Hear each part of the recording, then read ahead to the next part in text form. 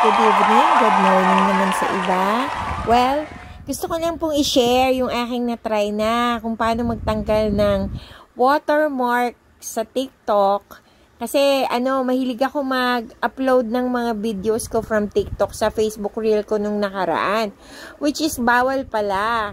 So, sa dami nung na-upload ko sa aking Reels, dinilit ko na lang silang lahat para hindi ako makaproblema pag malapit na ako ma-monetize next. O, diba? Kasi bawal nga daw yon na merong watermark from other applications. So, ayun, kaya natuto akong mag-delete ngayon. So, na-try ko na siya. So, isi-share ko naman siya para naman sa iba na magawa din itong aking nalaman. So, guys, start na tayo. Punta tayo sa TikTok. Of course, sa TikTok. Asan na ba ang ating TikTok? Ayan. Yes! Punta ka sa account mo. Ito, profile ko to, guys. Ayan. Tapos, pili ka ng isang video na gusto mong matanggalan ng watermark. Yung TikTok sa gilid, yun po yung watermark. So, ito po. Pili tayo ng isa. Ito. Ayan. Ito na lang.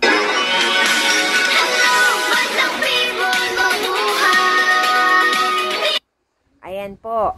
So, ngayon, pinas ko lang siya. And then, dito yung tatlong dots po. Ayan, 1, 2, 3. Pindutin nyo lang po yan. And then, makikita nyo dito yung options. Copy link. Press nyo yung copy link. Ayun, sa ibabaw, lalabas po doon yung link copied. And then, alis na po kayo dyan. Yan. Punta na po tayo sa ating Chrome. Yan, sa Google Chrome. And then, hanapin nyo po yung Snaptik. Ayan po. Snaptik. Then, click nyo lang. And then, ayan na po siya. Pindutin nyo lang yung Snaptik. And then, makikita nyo po dito, paste TikTok link here. Yan, i-paste nyo po dyan yung kinapin nyo kanina dun sa inyong profile. Yan, lagay nyo lang po dyan. And then, ito po munang kulay green. Tandaan nyo ha, itong green na download. Yan. Tapos, ayan, waiting lang po. Waiting.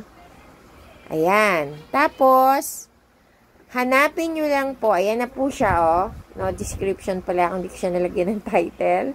Ayan, ito naman po tayo. Dito tayo sa download. Blue naman po siya. Hindi po yung download HD, ha. Yung next po na blue. Ayan. And then, wait lang po natin. Ayun. File downloaded. 1.23 MB Snaptik app. Open mo lang po yan. Ayan, guys. Kita nyo naman, wala na siyang watermark. Ito, papakita ko sa inyo yung sample niya mismo.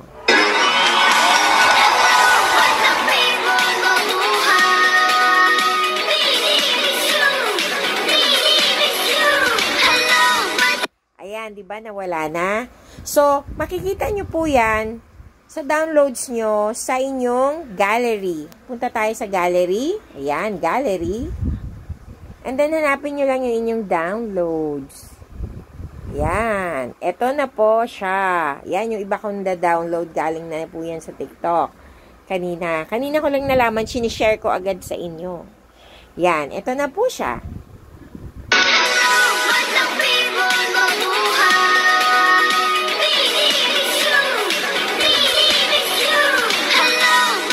Ayan na po. Diba? Wala na po siyang watermark. So, free na po siyang i-upload ninyo sa Facebook Reels, sa ano ninyo. So, about sa audio, nasa sa inyo na po yun para hindi kayo ma-copyright infringement po.